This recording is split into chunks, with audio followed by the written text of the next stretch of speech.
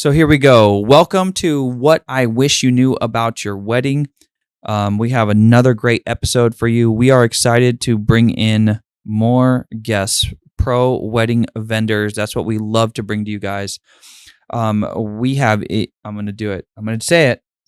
LLENAVIDA Media. Okay. I'm not even going to try and say it again. Yeah. Said it. Yeah. We have Trinity and Sean, and they are a videography, photography team.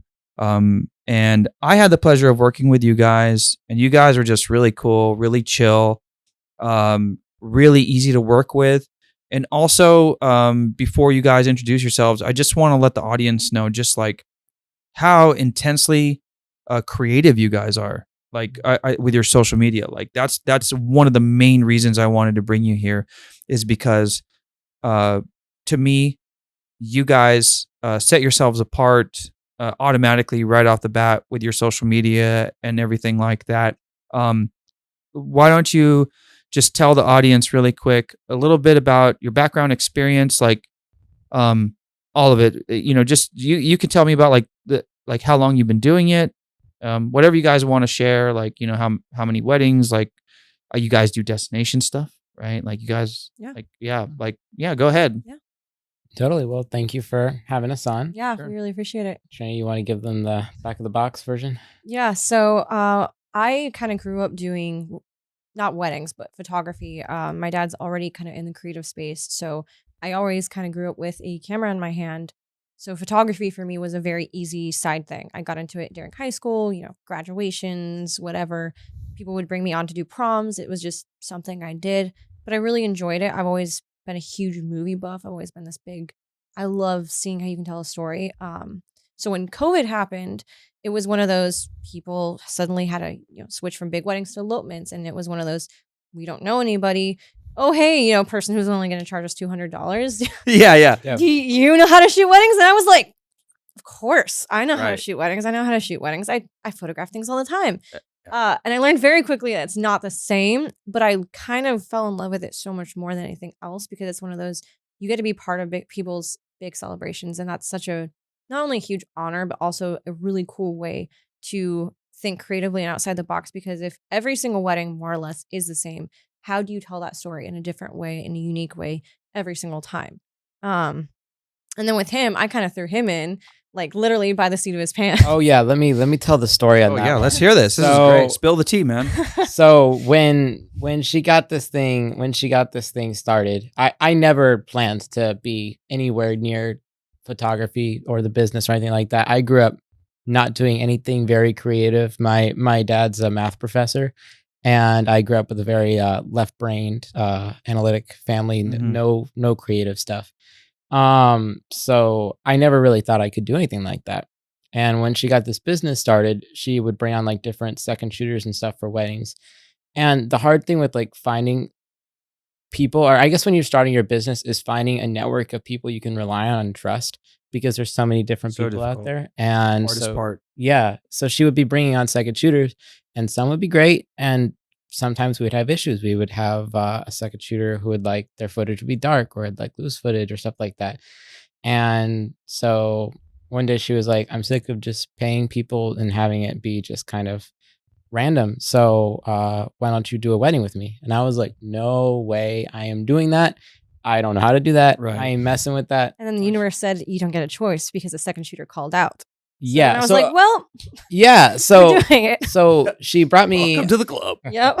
literally, yeah. She brought me onto one wedding, and the first one, the context behind it was she was like, you're just gonna come and learn. So I'm gonna have you, and I'm gonna have my actual second shooter. So she was like, you could not get any good footage, and it's okay. You're just there to learn, basically. So I was there, I was shooting, whatever. And at the end of the day, she looked at our shots and she was like, honestly, your stuff's better than the second shooter that I hired. So you're gonna come on again. I was like, okay. And then the next one we did after that, it was going to be the same thing. So it was her, a second shooter, and I was going to be the third shooter. So it was okay. Like I could have missed everything. It wouldn't have mattered, right? So I was just there to learn.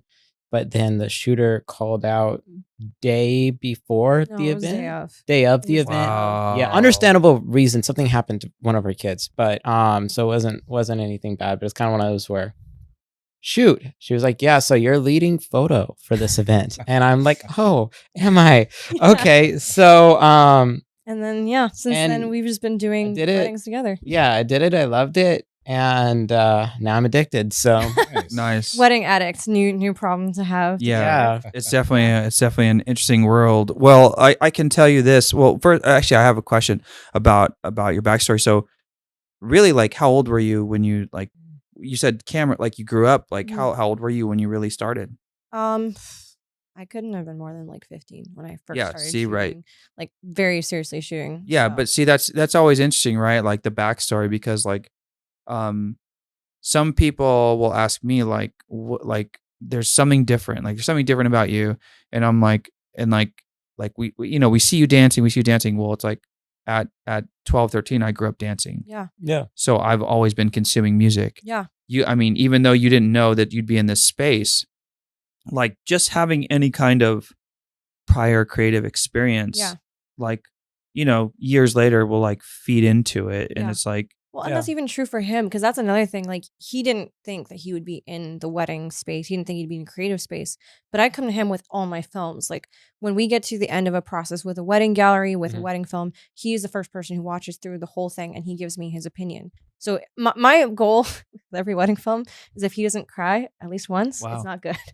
And that's literally it, because he's got way better music taste than me. Like, just diversity. I'm not as into certain genres as he is. So like, I will be very clear, if you do not think the music works, then we're fixing it. So he will be the person who reviews it for the film, like the cut, like the pacing of it, the music, everything. So I don't even have to worry about whether, to me, it looks good, because my eyes are on it so much. There's kind of like I almost don't have the ability to step back and be objective. So he's my objective audience. He gets to see it from the lens of, I'm thinking about it as a photographer on the wedding day. Then I get to see it from the perspective of, what did you see on the day that maybe I didn't? Yeah. Because we have two very different creative approaches to things. So he gets to tell me, hey, this is how I saw the wedding day. This is what I took away. And like, nothing is a bigger compliment for me than for him to turn around and be like, that was a perfect representation of who they are as a couple. Perfect representation of their day. Yeah. That's the nice part about being a team and balance each other out. Yeah. Absolutely. For sure. Well, also for you, and then the other part is for you is, growing up,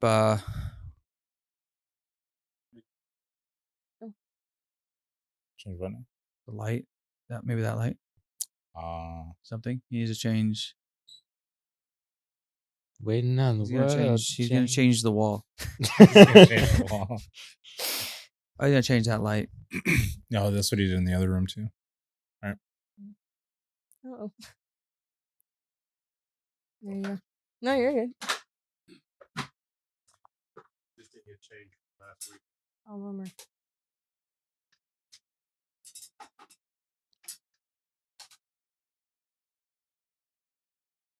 Out of curiosity, purely as a person who has way too many of those batteries, how often do you feel like you're constantly charging things? I usually change them like every day, but since I have that probably at like 35%, it'll last like 2 days. But and I just was lazy and didn't run the rest of the electrical, so everything else is ran. So I was just lazy on that. Yeah. No, Okay. you're good. You're good. Yeah, the accent lighting over there. Yeah. So for you though, you mentioned about, what's interesting is you mentioned about how like you didn't grow up in a creative space but analytical. But what's so interesting about that is I think you guys are the perfect combination, having the creative side and the analytical side, because the analytical side is also extremely important, right? Like in this industry, even as DJs, for us, like we've had conversations before about how mentally draining an event is. Oh yeah. Because they'll say like, oh, you just push buttons, and it's like, no, dude, like, no, you don't get it. Like, we're constantly engaging, reading people's faces, reading emotions, reading the crowd, feeling things out, and it's like, so it's a little bit of creative, but then also this industry is very analytical. Yeah. Well, and you guys kind of control, like, I always tell people, if a vendor goes rogue, the worst one to go rogue is your DJ, because they literally control your reception. I mean, they're the ones with the mics, the lights. If the energy is down in the room, it's a lot of times either because you invite the wrong people or because it's the DJ.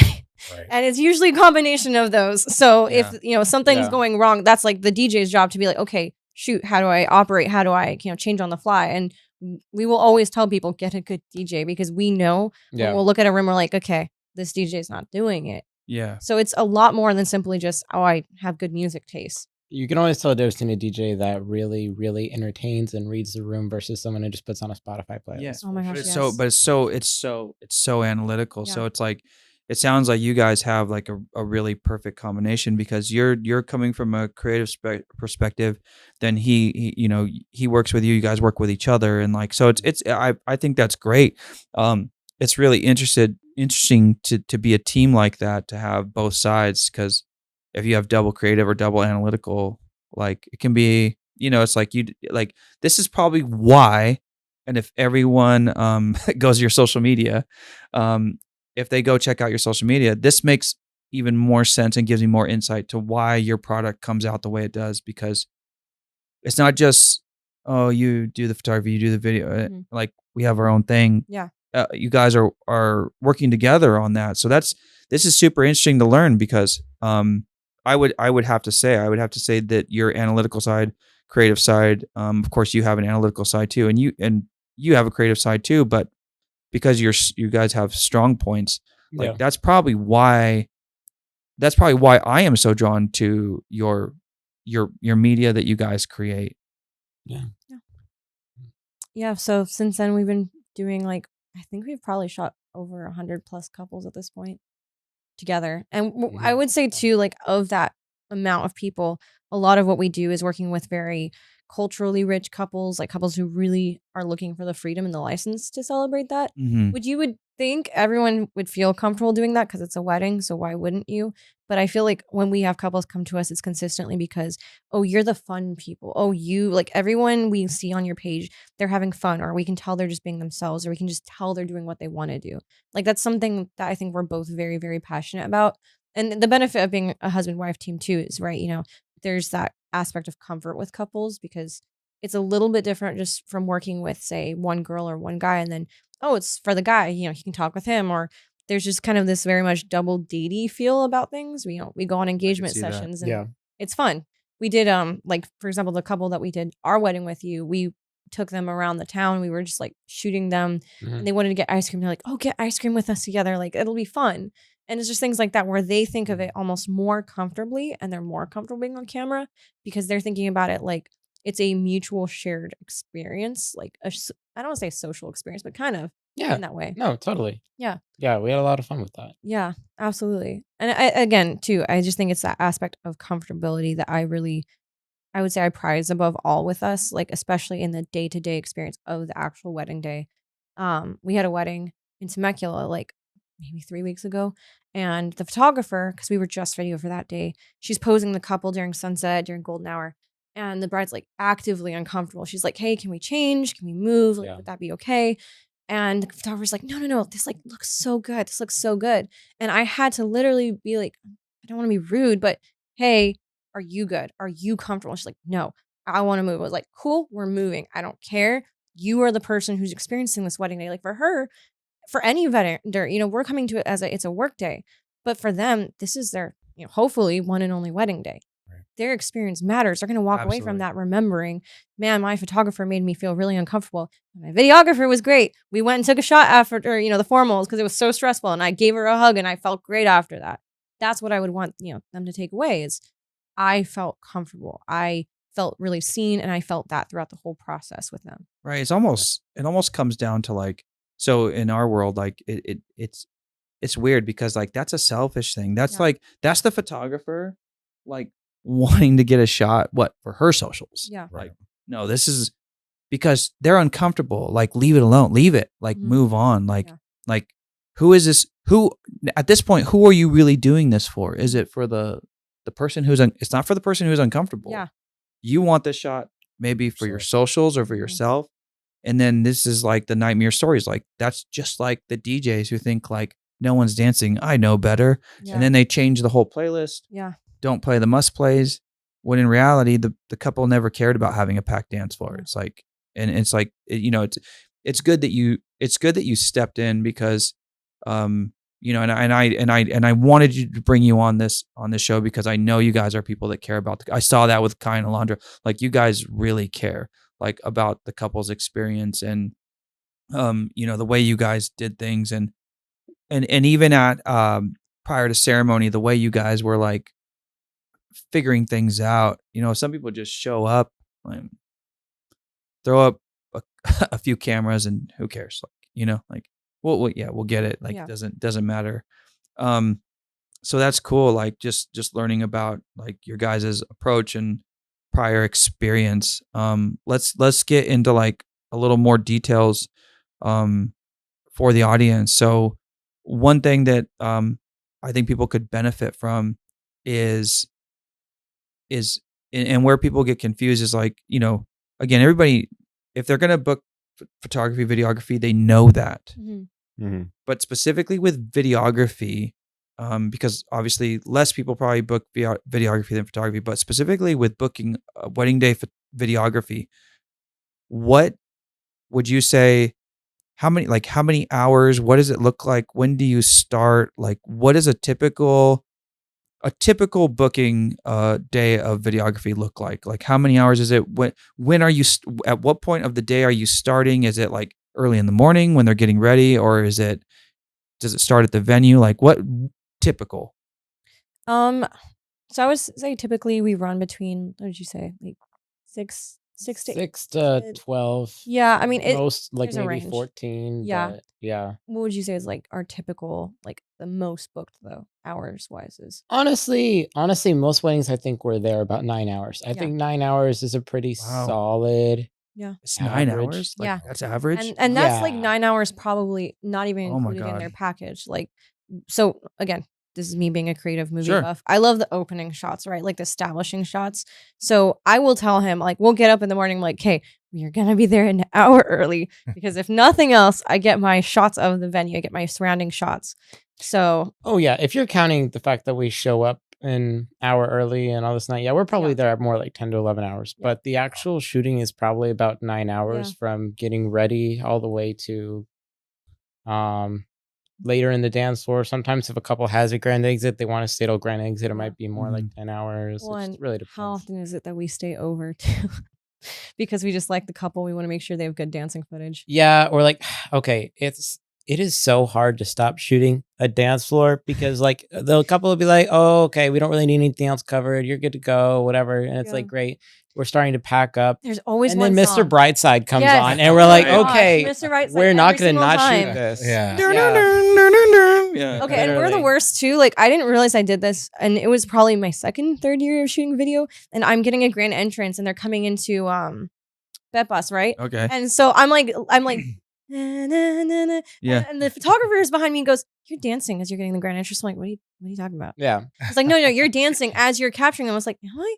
And I realized that we both do this. We which both do that. 100%. It's okay. So at least we paired together, but like we'll be on the dance floor and I see him across, and it like the last wedding we did, they had like all rock, like and it was like early 2000s pop. So they had Blink 182, all this stuff. And I First just date, see him, whatever, yeah. Oh my gosh. I was he's having the time of literally my jamming out. life. He's like above the crowd holding the camera like this, and he's like, I can see him like mouthing the words. I was like, oh my gosh.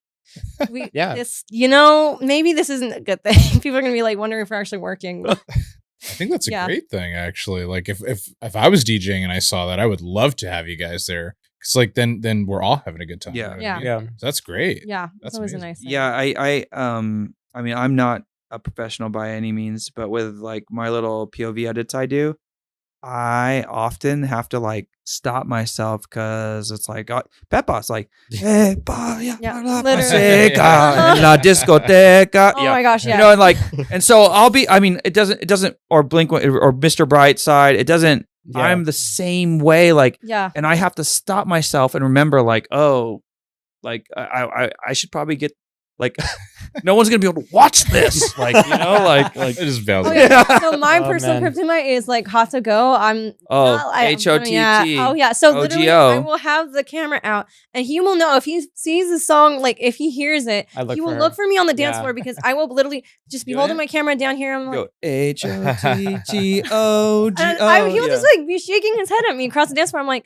but my camera's in my hand, so I'm working. Yeah. It's If we're fine. anywhere in public and Oh my that God. song comes on, she I don't immediately care. starts I will just do doing it small version. I'll just be like, The small version. I'm like, it's a small version, so no one cares. It's not as bad. It's her version of YMCA. Yeah, Yeah. honestly, it is. It's honestly, No, it is. it's It is. Gen It is. Z's It is next the new. It is YMCA. the new YMCA. Absolutely. No We're gonna doubt. be seeing like in the next 20 to 30 years, that's what you're gonna be hearing on Dance Floor Chapel Yeah. Run, and that's fine. Yeah. I'm totally fine with that. Yeah, Pink Pony Club. Oh, yeah. Pink Uh-huh. Pony all that Club's, like, stuff. Oh yeah, Pumping now. Yeah. I remember yeah. Yeah, I'm not mad about it. No, I Because mean, I hyped yeah. myself up to that in the Yeah. car on the way home or on the way out. If we can't like dance on the dance floor, we'll put on the songs that we wish we could course. dance to, and we're Yeah. screaming at the top of our lungs on the way home. So Yeah, that happens to me It's as a fine. DJ. So sometimes like we'll play certain music and then like I wish I could have gone like further into it. So then I get in like and I know that there's people out there that just have like, okay, I can't do it. I can't do it as a DJ. I can't do it. But I know there's people with like these like they just like add songs to a playlist, and the playlists are like all over the place. But like I have personal playlists. I have stuff where like it's all organized though. oh yeah, But like sometimes, so it's like if it's emo, if it's EDM, if it's classic rock, like Yeah. I have playlists built out. So like if I feel like I didn't like get to play as much as I want to, or I would have played also more songs. Like I do the same. I have to listen to it. Like, yeah. Like if I'm doing 80s and I don't get to play Take on Me, like Oh dude, my gosh, yeah. as soon as I'm in the car, Take on Me is Yeah. coming on. Yeah. I mean, my personal like 70s, 80s thing is ELO. I love Electric Light Okay. Orchestra, so there's that, and not even just like Mr. Blue Sky. Like I like the full Mr. Blue Sky album, so I will listen to that whole album. But on the note of music, one of the things like I really like to do, and this is something that we both talk about a lot with our couples. Again, he has really good music taste, and then he also just watches all the films. We send out a music/movie questionnaire even before the wedding. Oh, that's day. cool. So like I'll literally walk through what are the songs that if it was in this genre, this artist, whatever, that you hate. So if that's Taylor Swift, that's cool. I will not put anything Oh. adjacent to Taylor Wow, Swift. in the this film. is really interesting. If you Do like not have Almost like a do movie- not playlist for yeah, us. kind of. like- But it's one of those like me thinking about, okay, who are you as a person in terms of your music taste? Because, and this is not like a thing against other videographers. It's just something I really see a lot of is it's a acoustic guitar during the ceremony part, and it's just a really like hype indie pop, very bland. It reminds you of something from 2010s, and you're never gonna remember it again after you watch your wedding film Mhm. song. Yeah. That's kind of the very same formula, and that's fine. But I'm like, again, music movie buff, so I will go onto my music subscriber like platform, and I will save songs. I don't even know who they're for, but I will save the songs because I will know there's going to be a couple that fits this. So I have couples where I just save the songs years in advance. Kaya and Alondra's film, literally, I had one of the songs from their film saved, I think 8 months in advance because I knew You just someone knew you was were gonna gonna use it. Yeah. And the minute I met them and I went through their music questionnaire, I was like, I finally found it This is it. because I know there's someone for every song. So for me, it's just one of those thinking about how do you piece that film together with that music, and then also not everybody's hype and not everybody's really like soft and sweet. Everyone's very different in that. I mean, he can tell you too. We've done films where it's one of those. It's not a me film because I think I'm a little bit more loud and hype, and I like that energy. Uh-huh. But not every couple is that, and that's Right. okay. Yeah. It needs to match their vibe, and he's really good about telling me that too. Yeah, no, 100%. I'm like, that's honestly, I think as a filmmaker, that's your task. I think your task is to tell the couple's story and Absolutely. to tell it their way. And I'm like, I don't care about you having a consistent style. I care that your films, they just tell that couple's story. They Yeah. fit that couple's vibe. Mhm. Right. And so we'll have one film where it's like a goth wedding we did and it's just screamo music. And then we have another one where it's soft Taylor Swift type music, whatever. It's gotta fit the couple and fit their story. And I think she is really, really amazing at doing that, Yeah. telling people's story their way. No, that's cool.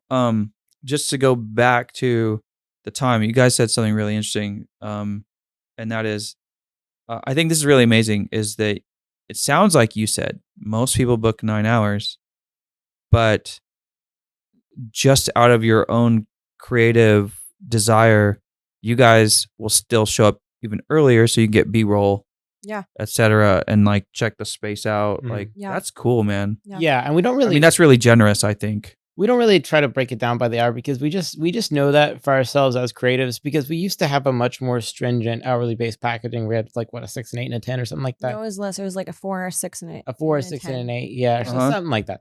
But it was very hour specific. But we found when couples would book the lower hours, we would end up staying anyway, because we're like, as creatives, we can't not do the best by our client just because, oh, well, our shift's up. You know what I'm saying? Yeah. Like, we're like, okay, this film or this photo gallery is going to be so much better if we stay and shoot this. So we found we would just end up staying and shooting it just because we can't not do our best as creatives. So that's why we just started making That is our really package cool. where it's just pretty much an all-day package. That's So really cool. we have our bottom, which is just a 6-hour, which is really for like elopements and stuff. And then above that, we have our pretty much our unforgettable. Is that what we call it? Our unforgettable. Yeah. So that's just a full day package. So pretty much as early as you need us, as late as you need us, whatever. We just want to make sure we tell the story right. Yeah. Whatever needs to be done. Yeah. And it's also beneficial too, because like, so some of our couples will bring us on to do venue walkthroughs, which we include in the package. Cause to me, it's like, hey, this is in service of both of us.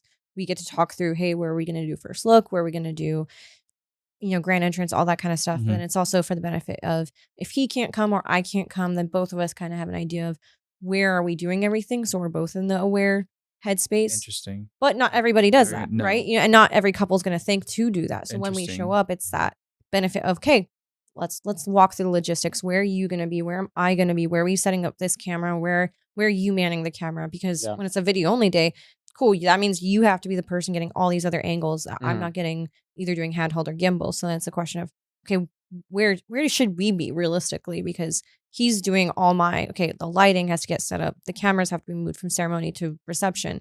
He's in charge of that, which means I have to be able to trust his vision, which would hopefully mean, we hopefully talked through at the beginning of the day to then go into the later half of the day when things are getting moved around and I'm not freaking out. Like, where do you go? Where do you put this? I don't know where audio stuff is. Like, he already handled that because we walked through it. Yeah. That's cool. So in the first episode of this podcast, in the bouquet toss episode, we talked about, it's interesting because again, people think our job is simple, but like when we get to a new venue, the first thing I do when I walk in is, we don't do venue walkthroughs like prior to the event, but as soon as I get there, before I bring any equipment in, I just walk in and I'll ask the coordinator, like, where do I set up? Mm-hmm. And they go, oh, it doesn't matter. And then I'm like, okay, that's fine. But I do what you guys do. Like, I analyze and I'm like, and I'll ask coordinator, where do things usually happen? If they're a good coordinator, they'll tell me like, oh, usually they do the first dance here. The cake will eventually be set up over here. And then I start doing what you guys doing, and he does the same thing. Yeah. We analyze and picture, and like I try to like frame like, okay, well then if it's up to me, and the day of coordinator is disinterested or doesn't really have a lot of input, then I start visualizing like where things should happen. Yeah. Because in that same episode we talk about how people don't hire experienced people. Right. Yeah. And no, so absolutely. So if no one's helping them out, then they're just going to get these really wonky photos and videos because nobody thought about where things should happen. Yeah. Yeah. No, So it's absolutely. cool that you guys do that as well. Okay, so within that, walk me through what that 9 hours like looks like. Like when typically is it getting ready at the hotel? Is it getting ready in the groom seat, the bride suite? Are you guys split up, or like do you have to bounce from both places to do the video and he's doing photo? Like, what is it? When do you actually, with the video, when does it actually typically start? Like with the couple? Yeah. We usually don't end up splitting up because most days we're doing both photo and video. We're not usually just doing one or the Right. other. Uh-huh. So it wouldn't make sense to split up because we both have to go to both places anyway. So we Okay. may as well go there So together. you're together. So we'll usually both go to the bride and both go to the groom or vice versa. Mm-hmm. But Probably the for- first time. Oh, no, go ahead. I was just gonna say, but for like a photo only day or something like that, we might do that. Like we had one wedding we did in Arizona back in November where we ended up doing that. Her and our second shooter went with the bride and me, and I ended up just catching a ride with the groom, just because logistically I was Makes way at sense. work. Yeah. But And yeah. versatility wise, that was also really helpful because I could trust him to switch between photo and video if he needed to grab any clips if things were happening. Oh, that's cool. Yeah. So that's nice. Like, I can trust him if I need to leave him. Yeah. Probably the first time that we actually split up is when we'll do a first look. One of us will grab someone and the other person will position them. Most of the time I keep him with the groom. Like I would say, yeah, you're with the groom usually. Most of the time. Yeah, because he's So great. you guys at that. start with getting ready. Yeah. Like in that 9 hour deal, like Yeah. when you first like are with the couple, it's getting ready type stuff. Usually, we've had a Depends. couple times where the couple did not want getting ready captured, but usually we're doing at least a little bit of getting ready coverage. Or the venue details, depending again on the couple. Depending, really. yeah. Yeah. But I'll usually have him like set up the groom, especially because he makes them feel comfortable. You know, he's gotten married, so Yeah. he knows the drill. Yeah. Mhm. And then I'll go get the bride. I'll mic her up, which is also the nice part about being a woman videographer. You know, as a guy, you don't want to be going up a girl's dress and being like, "Let me put this mic on you." Yeah. It's a lot easier for me to Benefit be there. like, "Girl, I got you. Yeah, Let's yeah. get this done," Yeah. and then you can hear your audio. So Right. he'll get the mic on the groom, and I'll get the mic on the bride, and then we'll get them together for a first look. So you do the first look, okay, and then at ceremony, well, we might dip into something else, but like what are with ceremony? Are you always capturing the whole thing or always? Yeah, because my perspective, honestly, is just I want them to always have the option to go back if they want the full ceremony video. I see. Yeah. And so many couples do, you know, they'll be like, "Oh, I only need the recap film for now. I only need the recap film," and then a year later, you know, 3 months later, 6 months, "Do you actually have the ceremony? We really want to watch the Wow. whole thing." It's like, yes, that's why I Wow. film it. You guys store it. You guys keep Yeah. it. Yeah, Oh, we yeah, keep we our keep raws everything. forever. Which means we Yeah. have a million drives, and he will tell you I freak out about them all the time. Yeah. I couldn't do that. We have storage bins for our drives. Oh, yeah, yeah. like, He had to reorganize my office, and it Oh was my like just gosh. all the drives. Yeah, we're gonna have to build a Is there warehouse okay? for Wait, eventually. okay, wait. Hold on. Let's go back to this because there was a time period where like as DJs we would have like backup drive because everything was MP3s on drives. 'cause Yeah. Yeah. you couldn't store it in the cloud. You couldn't have it streaming. Like you couldn't do anything. Like you couldn't just download a song. Like it was like, dude, like if the hard drive fails, blah blah blah. But let me ask you this: with what you guys are doing, this is crazy to me because I'm like my mind is blown right now. Like, is there a point where like you're like you go through those bins and you're like, all right, this one's about 15 years old. I think we can delete that now. So for me, my Like- thought is just like I'm gonna keep the best of As the long best. as you can. Yeah, as much as I can. Like especially the portfolio piece Wow. stuff. Okay, and again, this is maybe just my paralysis, you know, This thing is of I wild right now. don't want to lose it. You know, you never know because people will come back. Like so for me, part of my thing with wedding videography, my parents eloped in Vegas. Like Little Whitechapel, their only footage is a literal security camera in the corner. I My love mom's like that. walking down, and it's Wow. like she looks like a little tiny It ant. was part of the And package. yeah, it was part of the package, Yeah. and it's like Do the you footage is do you blown want the out. video package? It's like Yeah. black and white, no audio, security No, camera. literally, that's exactly Literally. what it is. But we watched that religiously growing up, and it's like that thought for me is, hey, for me it's just That's oh smart. cool, more work footage. But for them, it's like, well, what if their kids come back, or what if they come back years later and they're like, oh, did you actually have this moment? I didn't even think This about is that. insane. Do your clients know this? Yeah, I tell them. Do they So, know? they know. I probably don't like spell it out as clearly as I can. That's But yeah, I crazy. have clients who come back and been like, hey, do you still have footage of this? We just thought about this, so it has happened. Yeah. Yeah.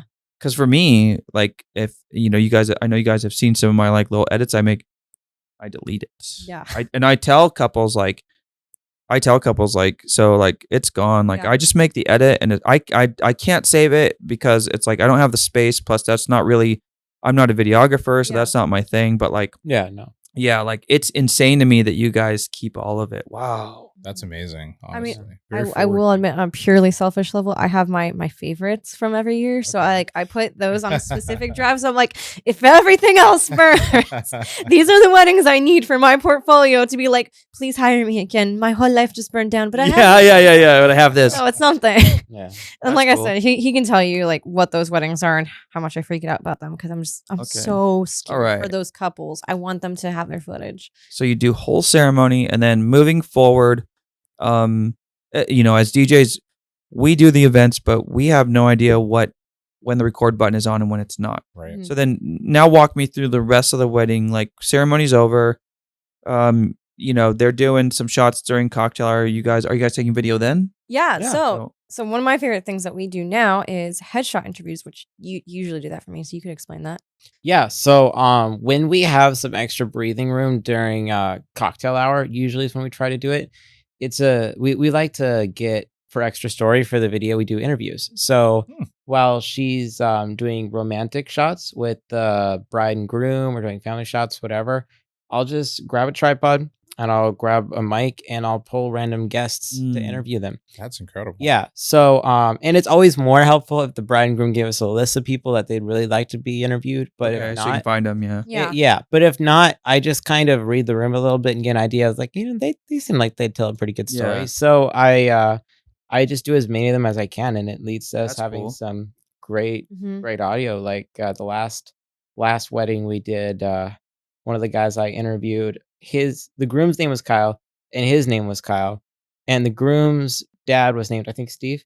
Mhm. Was it Steve? You did I don't the remember, interview. but their dads both had the same name, but he was like 10 years older than the groom, so he was big Kyle and the groom was little Kyle. And just the whole time he's talking, I'm like, this is gonna be such amazing audio for Yeah. the video. This is That's perfect. awesome. I love this. Yeah. That's Well, cool, and it helps but- too because like for the couple, they're not usually seeing cocktail hour, so Absolutely not. one, Yeah. he can see like all the people just hanging out, but then Yeah. two, it's oh wow, this person was talking about us, and I never knew they thought this, and it's like people don't realize your wedding day is one of the few days in your life where people are willing to open up and share because Yeah. they're having They're in the nice moment. drinks, they're in It's the an moment. emotional thing. Yeah, Wow. so they're emotional enjoying days. and they're sharing, and it's Yeah. really great for It's so emotional for everybody. couples. Yeah, It's the one day of your life where everybody, pretty much everybody you know and love is, in the same room. Well, And Yeah, I think there's like just like an effect of that, like because everybody's in the moment, and it's like in these really intense moments, just like when someone's having a baby or something like this. If you're like in that space, it's like it's just one of these magical things where like it does make people think about their own lives, like Yeah. and their own loves, and like if they're already married or if they're not married, or if they're there with a +1 and then they look over at them like, oh my gosh, like I might marry this girl someday. Yeah. Like everybody's in their feels. Like Mhm. it's just Yeah. it's a natural occurrence. So it's cool that you guys do that. So okay, so you're capturing all this, then grand entrance. Mhm. We know what that's like. You guys get that. You guys get the first dance. Mhm. And then what about during dinner? Is there anything to do during dinner?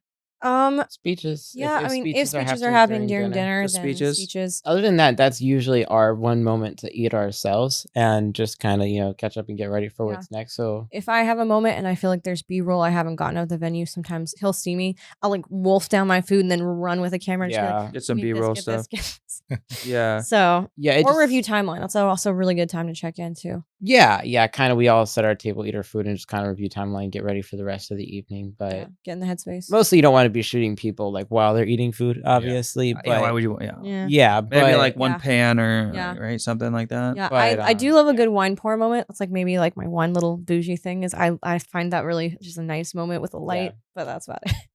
yeah. So But if there's okay. speeches or anything like that, we'll be So capturing. speeches, that or okay. So whatever. dinner, and then the typical formalities. Then we still have is like obviously you capture olive bouquet, olive garter, Mhm. right, Mhm. and then parent dances. You capture all of that. Yep. Yeah, And then now after that, every wedding's a little bit different. Sometimes there's games. Sometimes there's a honeymoon dance. Mhm.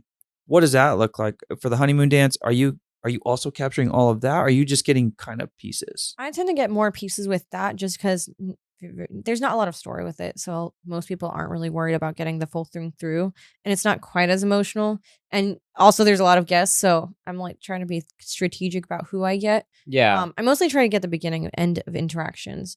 And the nice thing is I have him, or we'll just have like extra cameras rolling. So if one camera is not getting something, I'm not stressed because I have 3 others. Yeah. Stuff like that. But that's like probably the one thing that I don't get the full amount of just because it's one of those who's don't asking need to see it. every You don't back to need it. Yeah, you don't. yeah. Yeah. Yeah. Well, that in general dance floor, mainly we're just Yeah. we're getting highlights. Yeah. Mostly. Yeah. Would you say though, like when we do like say like La Vibra del Mar, do we get the full thing of that? I feel like we do. Yeah. Yeah. Yeah, pretty much. I don't know if I would say like full beginning and I don't know. Would you? Yeah, I guess so. I Yeah. guess so. Yeah. Yeah. Say it, so just so everybody can hear it. Tell them what you're explain what you're talking. I know what you're talking about. I want you guys.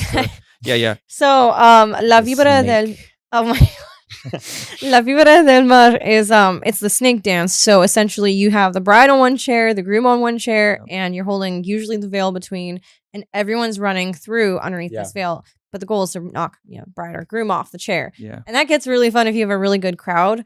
because like 9 times out of 10, the groom gets knocked off and tossed in the air. Somebody's gonna knock the bride off. No, No. exactly. Yeah. Everybody's Everybody's always- gonna be that person who put Everybody's a bride always in the nice to the hospital. bride and like, Yeah. I mean, I've seen some where the bride got a little bit knocked around, but that's usually because Yeah. the girls are like really close friends with her. No, yeah, but- the groom gets knocked off and thrown. Oh, yeah. Yeah. and Yeah. that's really the thing that I care about. Like, is the camera on him? That's okay for me as the photographer. That's like one of my favorite photos on the dance floor is the groom getting thrown after it he's ever shot for the happens. people. Yeah. Yeah, that's always like a Yeah. even if you don't perfect have that shot. event, when they Mhm. throw the groom, it's like, it's always fun. Oh, yeah. It's always a perfect shot. Yeah, and I'm so Always. grateful for him because he's gotten it before where they threw him, and I'm like halfway across the room trying to adjust cameras, and I just can't get it because it's a crowded room. And they throw him once, okay, photo. They throw him again, that's video, and he'll just capture it on both because someone has to do it. That's the benefit of like photo video being like a team. Yeah. Because But it's also just a you thing. You're Yeah. really good about switching on a dime. So I will say that is like,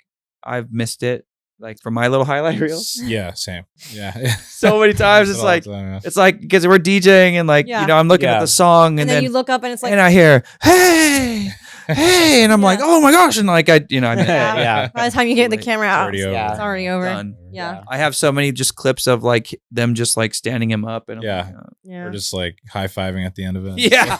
Like, You're like, I don't that know what was happened great. there, but there it is. Can we do it again? Yeah. no. So how much so if you're doing a typical 9-hour day, does that typically I know it's gonna be different all the time, but does it typically carry you all the way through open dance, or are you leaving a part way through open dancing?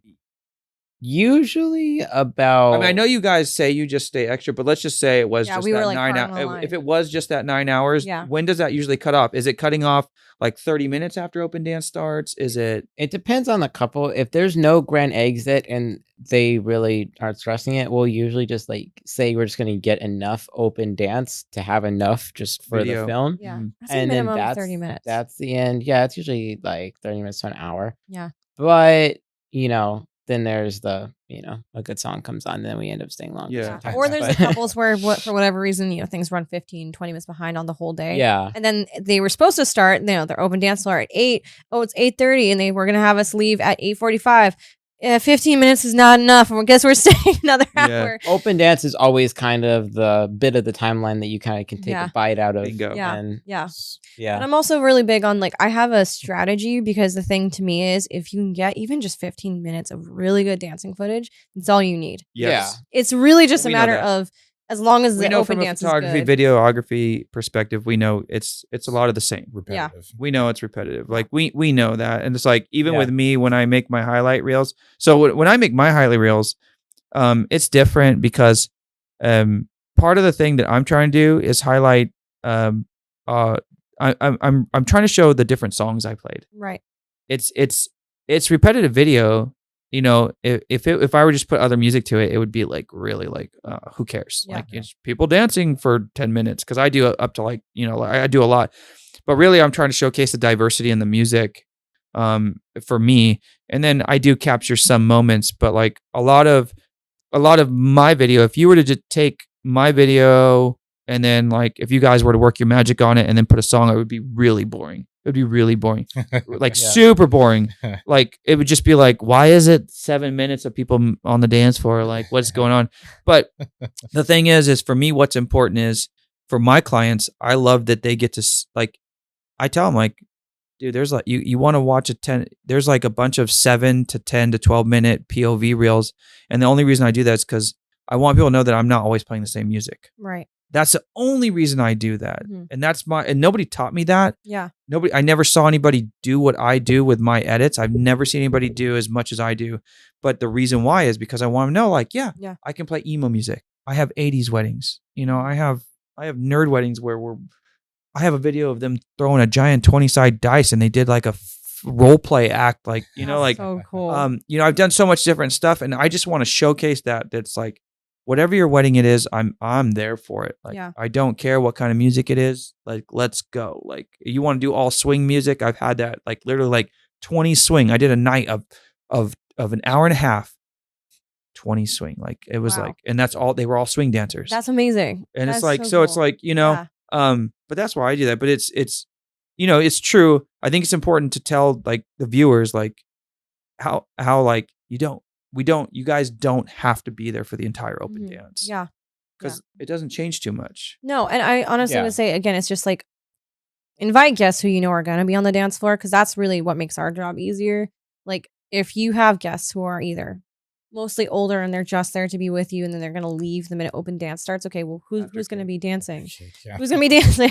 They eat their cake, and they go into a food coma, and they got to go home. Yeah. So it's one of those, you want to make sure you have enough good people to be on the dance floor. And I've only had to do it maybe twice, but I've had to start the dance floor before, where I was like, I went up to the DJ and I was like, hey, keep it shuffle. If they don't know how to do it, I will teach them how to do it, but it needs to happen because I need people on the dance floor. So for me, like, we're both really good about this. I would say, like, we have our cameras in hand. We literally do handheld. Like, everyone has their fancy rigs. I literally have my camera bare for the dance floor I'm part. I'm just like getting up in people's faces, getting the weird angles. As long as I have enough of things where I'm like, it's a variety, makes the dance floor really, really good. That's all they need. And the best shots are when people are interacting with the camera.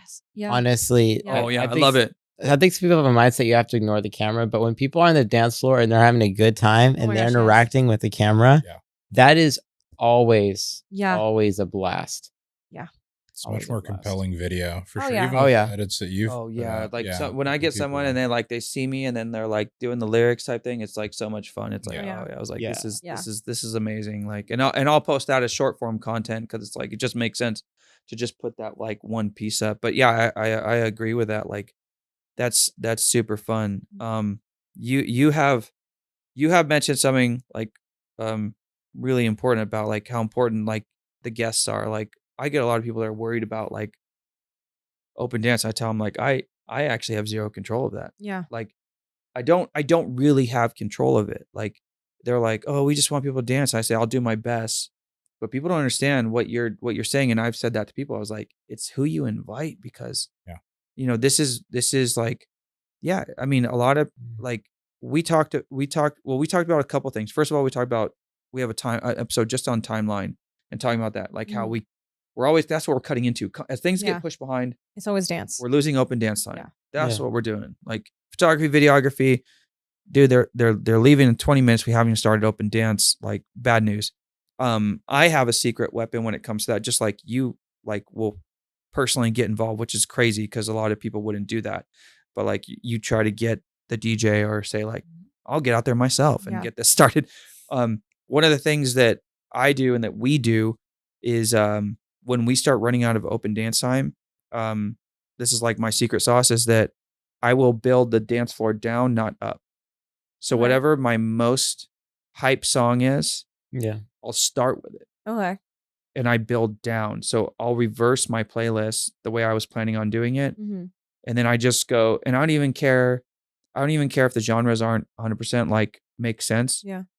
I'll just, if I only have 30 minutes, I don't care. I'll run Suavemente and I'll run Mr. Brightside back to back. Like, I just like, because I care, because like you care, I care. And so my thing is, if I know video and photos leaving soon, then gotta do whatever it takes. I want the couple to have a great experience. I want the photos and video to come out good. Yeah. So at that point, when we're short on time, it's like, all right, forget about it. Like, let's do some bangers and let's do the must plays. Yeah. And do the best we can. But like, I won't start off slow. Like, I'm not going to start off with September and like, for the older people, I'm not going to do that. Yeah. I'm going to go straight to whatever I think is going to like get the best reaction. Yeah. We know Mr. Brightside is going to be Bride and Groom Bridal Party. They're going to always Clarity by Zed or something like that. Like, it's like these types of songs, it's typically for the bride and groom and the bridal party. It's not for the older people.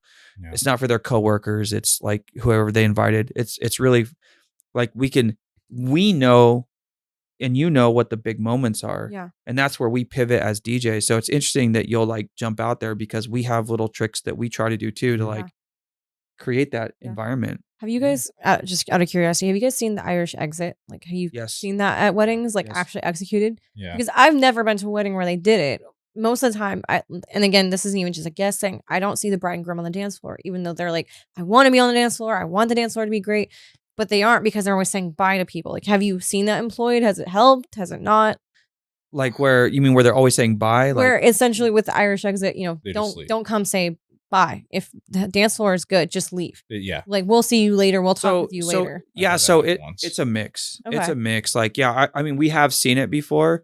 I've had it. So I'll just give one example. I had a couple, and they were really concerned about people not dancing. Mm-hmm. And they said, "What are your best tips?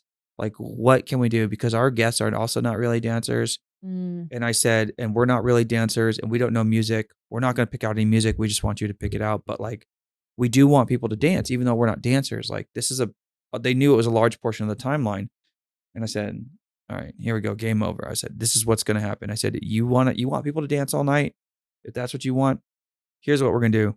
I said, "Don't leave the dance floor." Yeah.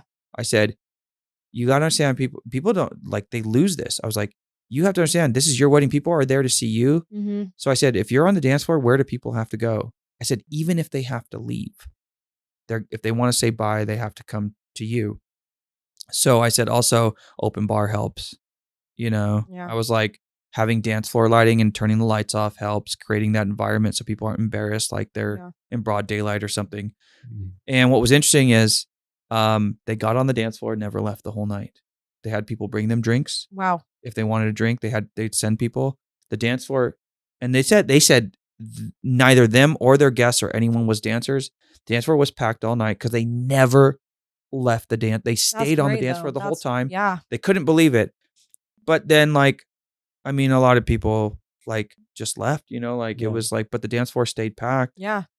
And they had a great time. But I don't think I've ever seen it where it's like 100% like stated. Like, I did. I did one where it was an Irish exit, and the bride and groom left completely without telling literally anybody. The photo, video people, Really, me, the banquet captain. No one knew where they were. And but it was, they just left. They just disappeared. Yeah, we didn't find out till the end of the night. Like, one of the parents that was still around, like, "Oh yeah, they went home. Like, they left." And I was like, "Oh, like when?" Like, yeah. So it was okay. like, yeah. Crazy. They just left completely. Wow. But no, it stayed packed the whole night. Just, it became more of a free for all at that point because it was more about entertaining the guests, I guess. But yeah. There you go. So yes, I did have that once. So it was weird. It's very weird because I was like, I don't know what we're doing this for now. So. Yeah, that's interesting. Like Irish guests exit either side, like with guests and or like couple. It's like, it's interesting, but I think it's rare that it's like, an actual stated thing. I don't. Do you think it's intentional? Like, do you think people do that now? Are people doing? No, that? I saw it recently on socials, and I was like, this is an interesting thought, because that's one of the questions couples always have, are the things that they're like, why isn't there a lot of dance floor footage, or, oh, the dance floor looked empty. It's the thought of, what can I do to keep people on the dance floor? And again, I'm really not in control of that. Like, I'm very much at the end of the process when it comes to the dance floor.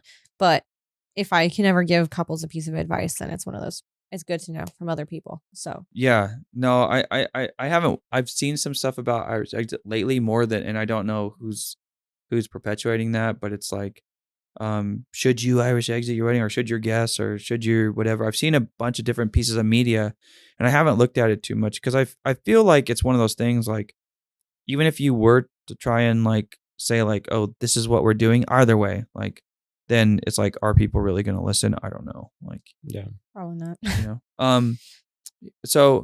So with that dance floor scenario, like you said, what are other things that typically you guys have seen, and maybe not typically, but like, what are things that go wrong on video day for you guys? Like with video, like, that face is amazing. His face was pretty good too. Like, are there times, like, let me just give one scenario. Are there times where like you get there and you know what you're doing, and then like they hit you with like, oh, I thought you guys were going to do this also, or I thought we were going to do this, or like, or are there issues you guys like run into that kind of like delays you guys, messes you guys up? Is there anything in particular that comes to mind? Should I, or are you Go ahead. Oh, okay. Okay. Time management, timeline. Those two things are really just the biggest things that we'll run into on a wedding day. We've done a wedding where the venue did not allow us to be Still hate that. there before a certain time, and the certain time that they allowed us to be there was like 15, 20 minutes before the ceremony was supposed to Wow. be starting. Mhm. And so it's like no So time I to like had set to up. run to the bridal suite, and I'm like, you just get ceremony set up, get the audio set up. Yeah. I'm like booking it to the bridal suite, and then everything happened like boom, boom, boom, boom, and I'm over here, and he's like, I need your help with this. Can you help me? Where's this? You know, have Yeah. you talked with DJ? I'm like, At there's so what many point- things So happening. at what point during the process of leading up to this wedding did you find that out? Literally the week of, because it was one of those things We just where got an email but this is from the the thing about venue. having a planner. I will like totally say, like how he said about timeline, Oh time my management. gosh. If you had a planner or at least a good day of coordinator or just something, like I can't tell you how many times it's like what the week of, the day of, we get the final timeline. Okay, here's the thing. This is something that we run into a lot, and I am not going to say as a generic statement that it's the planner's fault because it can be for a variety of reasons. It Mhm. can be last minute changes from certain vendors, from couple, from family, whatever. So the reason this happens can really vary. So I am not trying to say it is the planner's fault, but something that we run into a lot is we will ask the planner for timeline months before, Of course. Mm. a month before, weeks before, Yep. days before. Yep. And then we get the timeline at 10 p.m. the night before Yep. the wedding. Mhm. I know. And that, for one thing, it just makes it hard for us strategically just planning like just our day. But also, it's one of those where we have experience in this. We know timing wise what we need and just what needs to be done. And these timelines, I'm like, if we had the time to discuss this with the couple, we could have advised Yeah. on it. We could have No, been like, right. hey, as a video team, we need more time there. Hey, we really think that you should budget more time for romantic shots there. Right. Hey, we really think, or even if it's not photo video related, just be like, hey, just a word of warning, you probably want to move that way. Just, Oh, yeah. or whatever the case may be. But Bustling the dress. I swear nobody thinks about bustling the dress. And We I do. have had to bustle the dress so many freaking Right. times. Because even though like the planner won't know or the bridesmaids won't know because no one was Nobody there know. with the 'Cause appointment. Nobody was at the appointment and And nobody took so- a video. And I Yep. literally, I have a crochet hook half the time in my kit now. Wow. Yeah. Because I'm like, I Wow. have to find the little loop and put the loop Yeah. on the dress. I just, my she's got personal everything. thing, She's I got need everything in people her to kit. have like the snaps. The snaps are so much easier. I'm so sick of The loops, the on the snap, yeah. dresses. Mhm. I'm so sick of those because So- bustling the dress is so difficult Yep. with that. I just want to point out my wife shows up to a wedding day with a little kit that has sewing scissors, that has tape, Yeah. that has the little crochet hook. She has like I have so everything. many That's things, She comes man. prepared. That's Yeah, comes no, prepared. see, but these are like, and that's why, like, this is why I really wanted to do this show. Is this is like, it's like, yes, you have a bustle, but what does that really look like? And Mhm. I've waited like up to 15, 20 minutes for people to figure out how to bustle the dress so we Mhm. can start the grand entrance Yeah. and do the first dance. Like Yep. literally a Complicated. 20-minute delay because she went to the final appointment with somebody who's not at the wedding, and there's no video. Mhm. And she doesn't know how to bustle her own dress, Yeah. didn't pay attention, whatever it is. Like, And didn't, she can't do it usually for but- herself 9 times out of Yeah, 10. you're right. not gonna be But able they're to not even, do it. not even thinking how this affects the actual wedding day. Mhm. Like they're Yeah. not, Yeah. they're not like, Well, and they're not giving themselves time to breathe because people think about it in terms of like, okay, we have to have our ceremony in case it's at 3:30. Okay, we have to have our cocktail hour. We have to have our romantics, and they don't think about the fact that it's an emotional day. You get overwhelmed. You get stressed. Sometimes you need a You need a 15, breather, you need 20 a minute break. breather. Well, that's great. space. Did you time. put it in the timeline? Yeah. Because if Yeah. you didn't, now you're pushing back your day and you're getting more stress because you just didn't think about the fact that buffer time Yeah. is a very real need. One of my absolute like favorite things, I'm sure you've had this before, is like we go through a consultation, sometimes, like, and then the timeline, everything sounds correct. They're telling us about, oh, we're going to do the grand entrance first dance. So, oh, we want to do this. I want to do a bouquet dedication instead of bouquet toss. Great. Fine. That's all fine. Then we get there like the day of, or we get the timeline like the night before. And then this is my absolute like pet peeve for timelines is it'll say ceremony, and it'll say photos, and then it'll say dress change.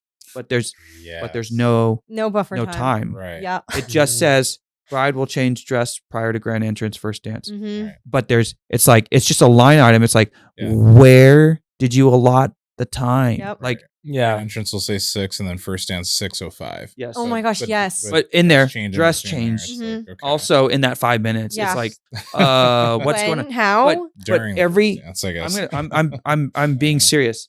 I've been doing this 17 years. Every timeline that I've gotten that says bride has dress change, there's no time allotted for it. Yeah. And we have brides, I'm sure you have, they have 3 dress changes. So they'll change from ceremony to dinner, and then from dinner to open dance. They'll have another, and it'll say this, it'll be like dinner, speeches, parent dances, dress change, cake cutting. And it's like, but there's no time for the dress change. It's like, so you want to talk about no time?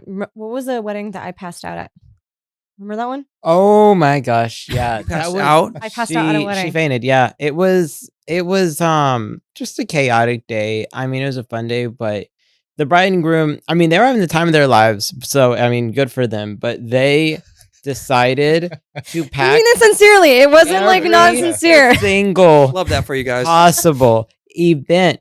Formality. There was baile folklorico. Okay, and there was, you got to clarify too. This was in downtown Los Angeles too, right? Okay, Yeah. so the family's house was like Pico Rivera era, and then we're going to a cathedral in downtown Los Angeles, and then from downtown Los Angeles we're going out to, where was it? Like 30 minutes out of the city for their reception. So we show up, and I see the bride and groom changing for reception.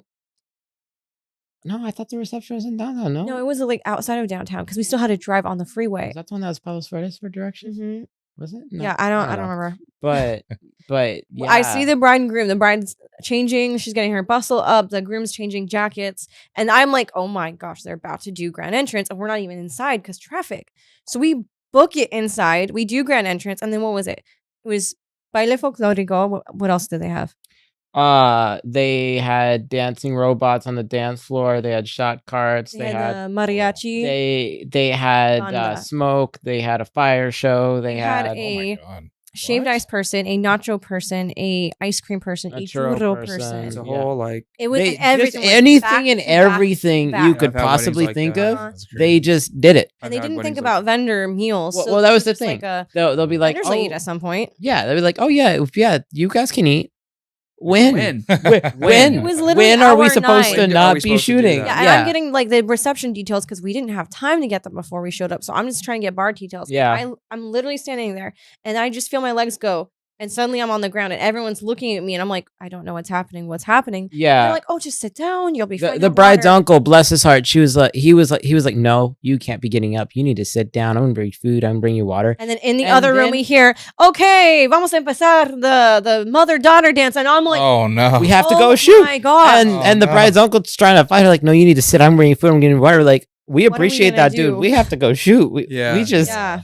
so 'Cause, I mean, picked if her up nothing and else, we I have went to to go start the shoot. cameras. I mean, I can't, even if I'm letting the cameras roll, I still have to be there to start Yeah. the cameras. Who's going to start it? Yeah. And he's there doing photos. So it's I'm like, it's a sweet sentiment, but we gotta shoot. It's just See, like, Yeah. so, like, even at, like, yeah, I mean, we run into this, All pretty like, frequent. where, like, we Maybe not that extreme. we also- that's No not passing passing out? but like, there's a lot of times where I don't eat.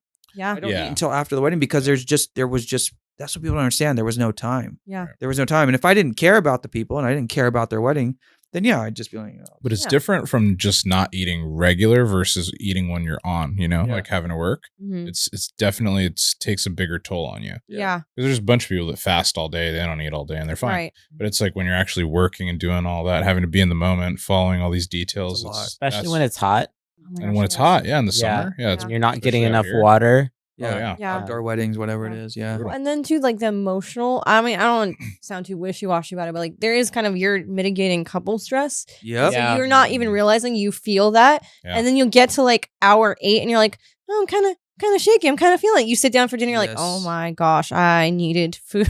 Yeah. Yeah. It's so bad. Yeah, we've talked about that too, like on previous episodes, like about managing the couple and like Yeah. and like you can see when they're stressed. You can see Yeah. it and like and then like there's I mean, I've had really horrible things happen at weddings. It's nothing to do with nothing to do with the couple.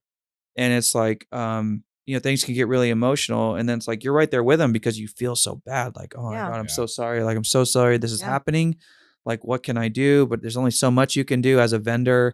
But like we try to mitigate. So like no, it's not being wishy-washy. I think that's caring about your client. Like it's like they're having an experience and you're entangled in it because you're Yeah. in it. I mean, if you care, Yeah. if you're a good vendor who cares, you're entangled in it. And like, yeah, there's been times where like, yeah, it's like it's emotionally draining because it's like oh man, this is like, I'm sorry, or whatever it is, whatever's stressful, whatever's going on.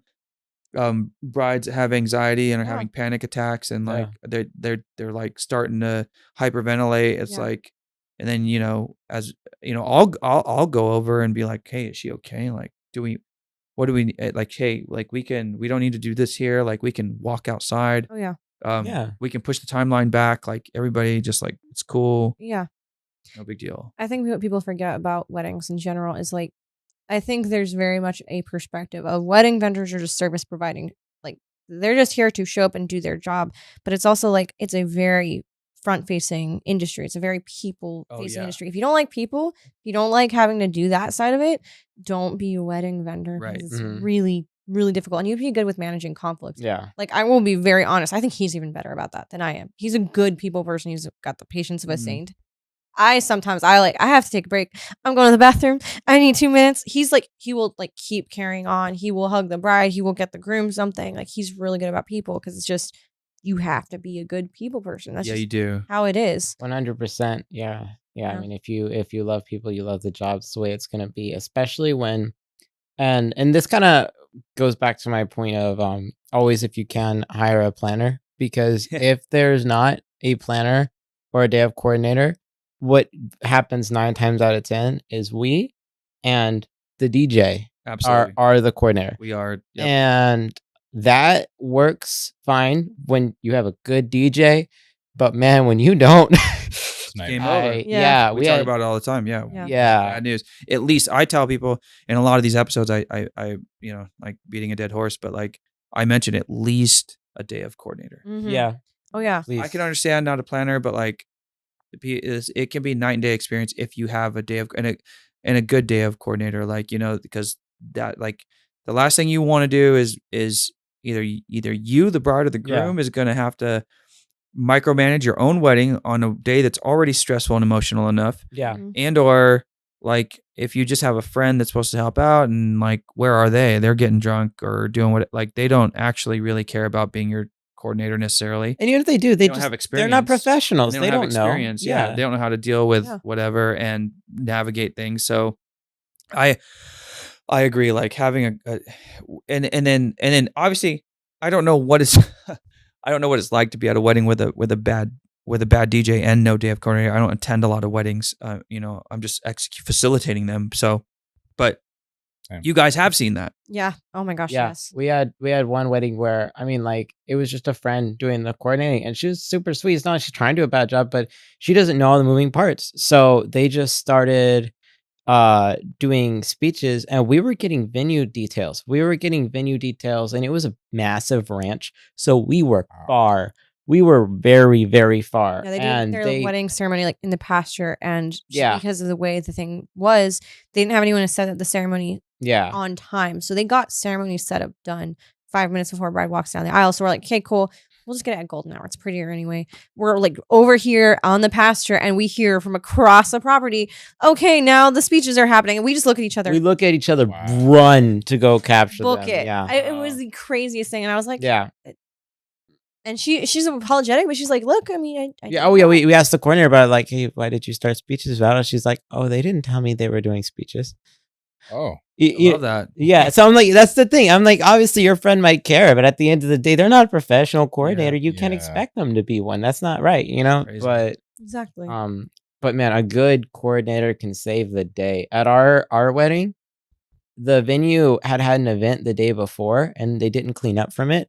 So there was dirt and not glitter. What is it called? Confetti all over the floor. When our coordinator walked in, there was dirt and confetti all over the floor, and there was no toilet paper in the bathrooms. What? Wow. If our coordinators had not been there to handle that, I would have shown up to our wedding to like the venue being a total mess. Yes. All this stuff. I would have shown up to that, and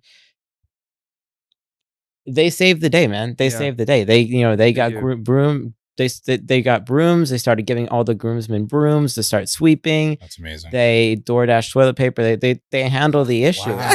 They didn't even have it. They didn't even have it that on was- the. Not that Yeah. it wasn't site? restocked. They just didn't have toilet. And I'm getting like Wow. over here with my hair and makeup, and I get a call from the venue owner, and they're like, "So, just so you know, we're willing to give you an extra hour. The coordinators called us. They kind of sounded mad. Like, it sounded like there aren't, some things that they liked. So just so you know, if you want to, you can take the extra hour." And I'm like, okay. 2 seconds later, the coordinators call me. They're like, "This is what the situation was. This is what you're dealing with. Do not take that extra hour. Do not let them do that, because if you do that, they're going to be like, we don't want to refund you." Right. You know. So, yeah. You I can't. mean, like they had my back immediately, and I was take like, the offer. Yeah. so Oh good. yeah, the coordinators called the venue owners. Oh, and yeah. yelled at them. Yeah, it was Absolutely. That's I love tremendous. them. Loved That it. is great. Yeah, I have and that, yeah. that's what you need, because I don't want to have do. to be the bad guy. But we would have been Yeah. dealing with that drama if Yeah. we didn't have our coordinators there. Trying to To, That would have micromanage been care the of us. memory of your wedding day. Yeah. Like Yeah. arguing with you don't want to Yeah. argue with people on your wedding day. Well, That's and the thing literally- is, something yeah. will always go wrong. Like people have this image in their mind of a perfect wedding day. There's no such thing as a perfect Nothing. wedding day. Nope. never. Vendors are just, you're hiring vendors who are good at managing all the small fires you don't see. Right. So hopefully yeah. you're really not having to deal with too much on that side. Exactly. But if you don't have those vendors, or you don't have experienced vendors, what are you going to do? Yeah. Then it's going to all Bad fall news. on you. all on you. hmm Exactly. So yeah, these are all pitfalls, right? All things that can like mess you guys up. Bad DJs, like timelines.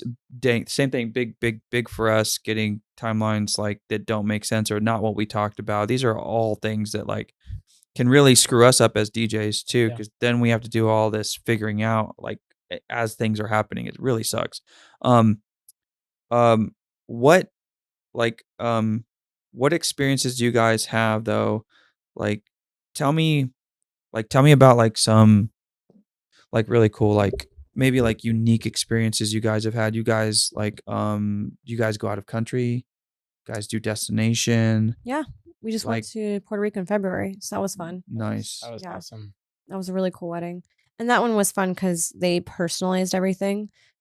So like their fans, they literally had a custom logo for their wedding, which was a turtle because they love Mhm. Hawaii and they met in Hawaii. So they had that like over everything. So everyone walked away with this little ceramic turtle, which was Oh, really that's cool. fun. Those were super cool. Yeah. Mhm. And that Yeah. was, and they did a s'mores night as their welcome party. So that was also really cool. Is everyone just got to hang out around a bonfire and have s'mores. Yeah, and I don't know, for doing like the destination wedding week, and the fun part of that is you get the opportunity to just really get to know like the bride and groom and the Are bridal you spending party. more time with them? Yeah. Are you spending more time with them? Yeah, I would say Yeah. so, yeah. So Okay. like at that Puerto Rico wedding, like we were there the night before at the s'mores bonfire night. First we come to shoot it, but once we're done shooting it, we're just sitting there having s'mores and talking to the groom about like, his story and That's cool. Yeah. Okay, so that one was cool because apparently there was like little inner like running joke about rubber ducks. yeah. So 4 people came with rubber duck stuff. So the groom's in a full like printed rubber duck outfit. Someone else had that. They had a bucket hat. Wow. Yeah. Someone else had just like the t-shirt with the one rubber duck. So That's funny. just this little cool running inside joke that I was like, that's great. It's a That was, really that was cool just story. a blast. Yeah. Yeah. And It's then, things like that where couples give themselves a chance to relax. yeah. What other what are some other cool places, like really neat places that you guys have been that you just like really loved or like were really unique experiences, like venues or locations or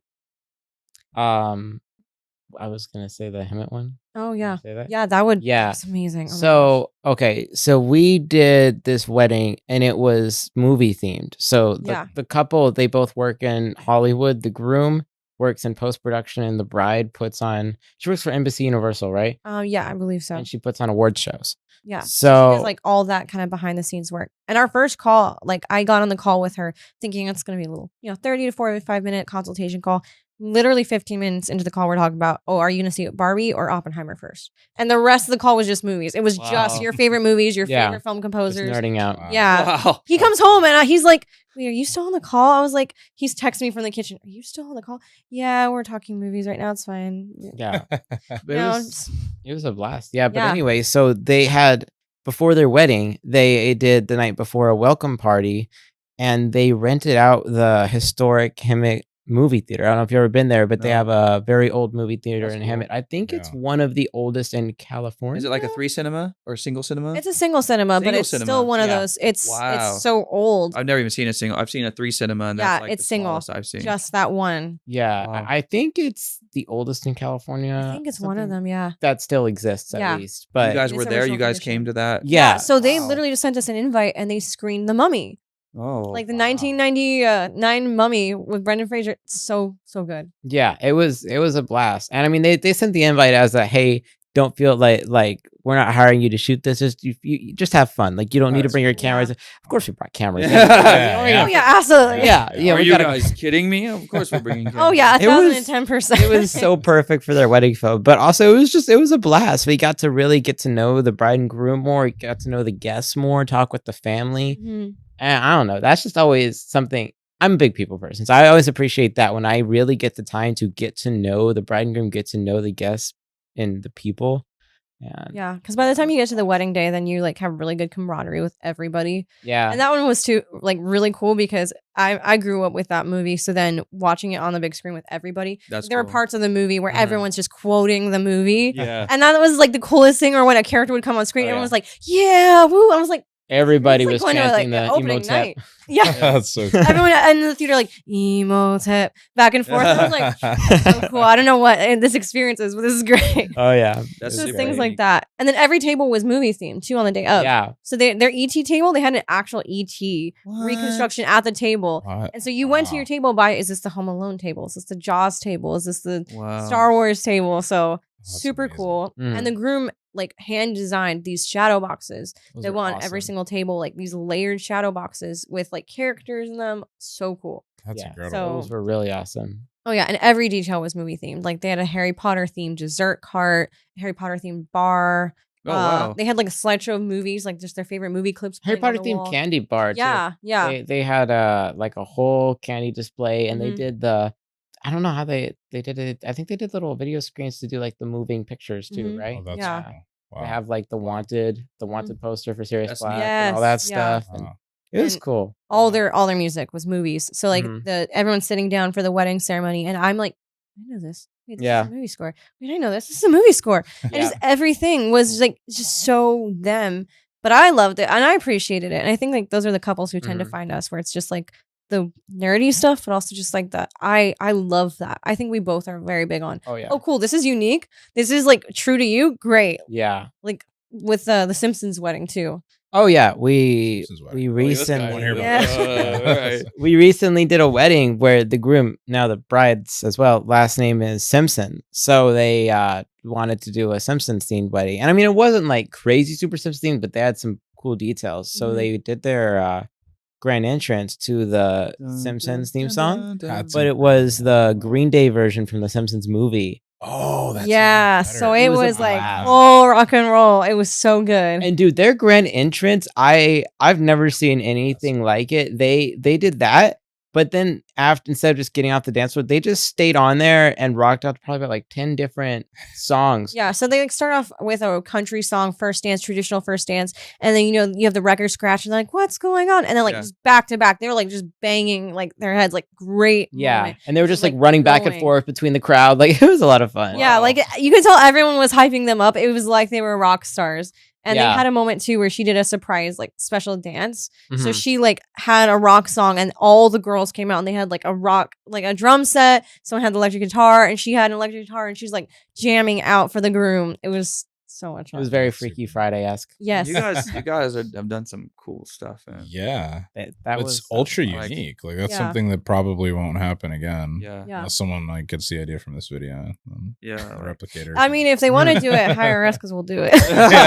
Yeah, these are some really cool, unique things. Yeah, it's fun that we get to see so much like different stuff. Like I mean, I've seen different things, but like not necessarily to the full extent as deep as like the movie thing. Yeah. That's super cool. That is like super intense. Yeah. Like that's Yeah. like going like all in and then some, because they did the whole thing the night before, and Mhm. obviously they had the money to do it. I mean, that's part of it, but like it's cool that you guys have gotten to experience some of that stuff.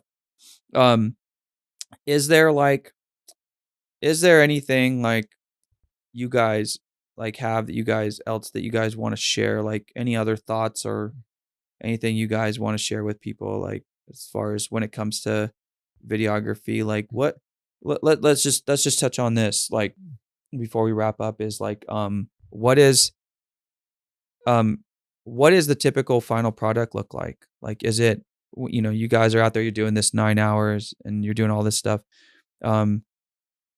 Is it depend on the booking, or are you guys usually turning out like just a highlight video? Is it 5 minutes? Is it 10 minutes? Like, what do you think people should expect in general from like, because you know, this is the thing about hiring these services is that information is all over the place. Yeah. That's also why I wanted to do this, because I'm bringing on pros like you, people that like do this like all the time, because there's a lot of misinformation out there.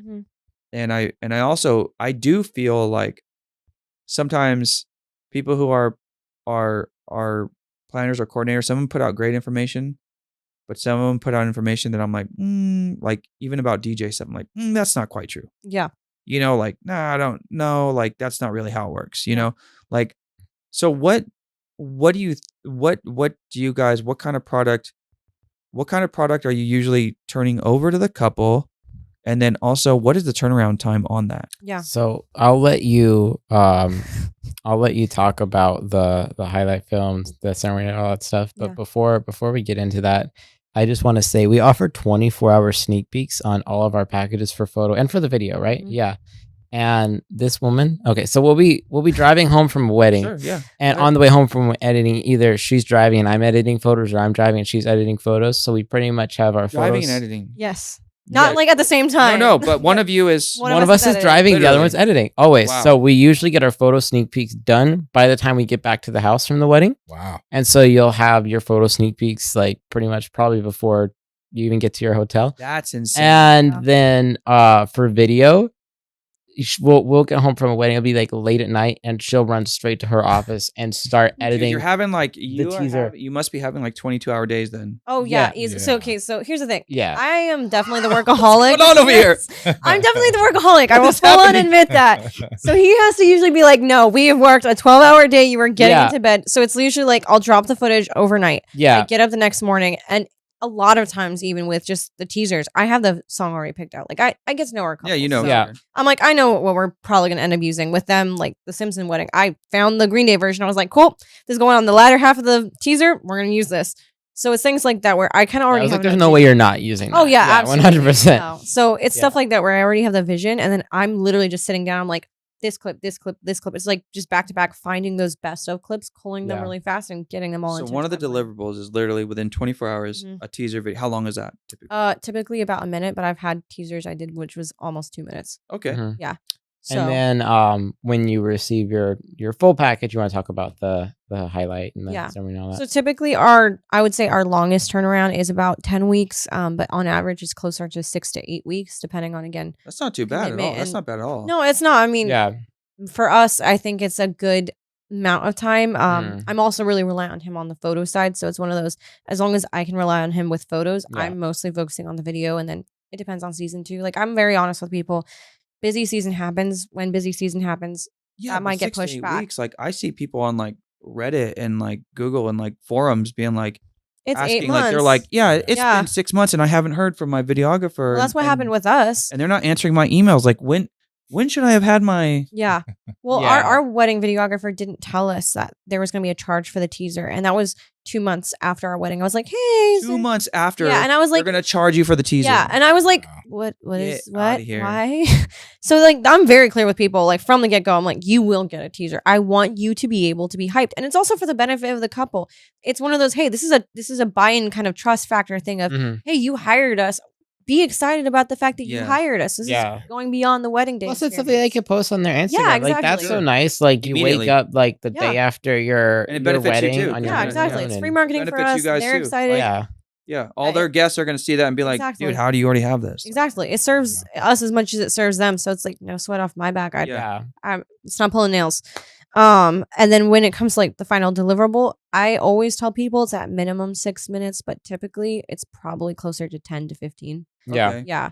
And again, this also depends on the couple, like what really matters. In our consultation call, I like to ask, if everything else got lost, what are the 3 moments you can't live without? Oh, that's a good question. And I build the film around that because it's one of those, everybody has different answers. We've had couples where they really cared about the cake. Okay. To me, it's a cake. I don't care. But for them, it's like, okay, I made sure in the teaser and in the final film, the cake was a moment. Oh, okay. Because that matters to them. They really care about the cake. Yeah. Couples don't care. That doesn't even go in their film. And if they ask for it, okay, cool. I'll send you a little social clip of that.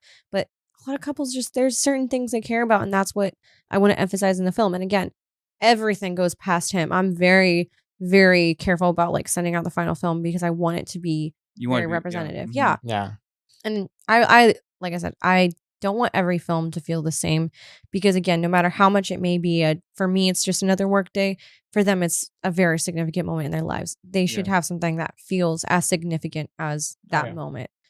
So 6 to 8 weeks.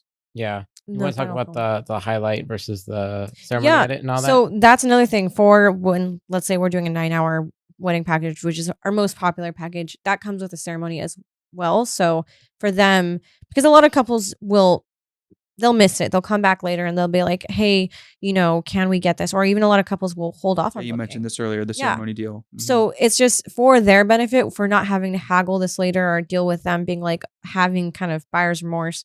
It's one of those, hey, from the get-go, you get the ceremony. So you don't even have to worry about that. If you're looking at it as I only get a recap and what if I don't get the parts of the ceremony I wanted? No stress, ceremony as well. Okay. Yeah. Yeah. And that for me is pretty easy. Like that's a very just back to back, making sure everything looks good. So it's not quite as creative. It's more just choosing the best shots from every angle and cutting that all together for the ceremony. It's the highlight film that I would say when you're choosing your videographer, that's really what you're looking at of, do they really put the work into that? Do they really think about what that creative output looks like? Do they think about, am I representing the couple well? Because some people are just it's the same formula every single time. Hype intro, cute little soft and squishy in between. And then again, the indie pop song at the end for the last 1 minute of open dance and you're done. Yeah. And that's great. If it works, it works. But I want every couple to feel like they're not coming to us for cookie cutter. They're coming to us because we care about them and we know them. We know what they want. Yeah, you guys get into it. Well, this explains a lot behind like why your social media looks the way it does. Because, like I said, it looks different to me than other things I've seen. Like unique. I couldn't put my finger up, but now like you all this that you're giving is really like it explains why it is the way it is. Do you have anything else, like any other advice for like couples that are looking to book videography, photography, even whatever, like is there anything you like, like you wish couples would do or anything like, maybe even when it comes to like deciding between you or somebody else, like what, like any advice? Honestly, for me, and maybe you can tell me whether or not you agree, I remember our wedding experience, and for me, wedding photo and video was like the big thing. Like I already knew as a vendor going into it, I was like, I really want the photo and video to be amazing. I want to be able to look back on this and say, this was so us. And coming out of the experience, I didn't feel like that was what we had. I felt like it was very much, they dropped the contract. 8 months later, they sent out an associate team without even telling us it was going to be an associate team. And that couple who shot us on the day of, they didn't really interact with us very much. We don't really have a lot of great romantics of us either. Like we have 2. And it's not that it wasn't okay. Like it was good. It was industry standard. But as somebody who is in the industry and as somebody who, again, is just a huge movie and film buff and just who loves that side of things, like coming out of that, I was like, okay, that even affects how I want to present our services, Absolutely. like how we work with couples. And again, like I'll go back to what I said earlier. This is what makes being a couple so great, is that we can interact with them. I love having him on any day because he makes the groom feel comfortable. I can talk to the bride about, oh, were you excited about this? And it's like for him, he can talk to the groom and be like, so weddings, man, you're engaged. Yeah. And things like that. So where you think conversations between men yes, go? It is how they go. Yeah, right? Yeah. Like married, cool. Yeah. Great. Yeah. I'm married to a man, so I think I'm the expert now. Fair enough.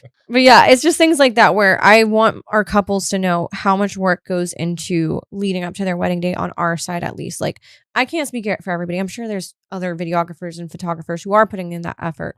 But like, I'm very, very passionate about our couples. Every single inquiry that goes by where it's like a couple we were really excited about, we had a really great consultation call, and they go by, I'm like, dang, I'm sad because I already know how I probably would have approached their day. I have an idea of how I would have loved to interact with them on their engagement session. I have an idea of how I'd love to have filled their welcome box, because I think of it as, out of that connection we have with them, this is how we operate. And it's sad when you see some people where you're like, oh, this was going to be really exciting, or we really seem to connect, and then, okay, it's gone. And I think it's very easy, just, you look at services and you're thinking about it as a service thing. But again, you really are hiring the personalities. You're hiring the person. People. You're still hiring the person. Yeah, absolutely. 100%. Like, it's not, people like to think like, well, I'm just paying for the services. It's like, no, you also get the person along with those services, and however that person is what you're going to get. Yeah. So if you're thinking about it just on a like services side, you're not gonna probably get the experience you're looking for, because you're not thinking about every single little step that goes into it. You're not thinking about the fact that we're driving home and one of us is editing photos, and you're going to wake up the next day. Yeah. You're going to have your seek peeks. You're just thinking of it like how much do they charge? How much is the hourly rate? Do they bring extra people with them? And those are the good base questions to ask, right? But it's also all the other things.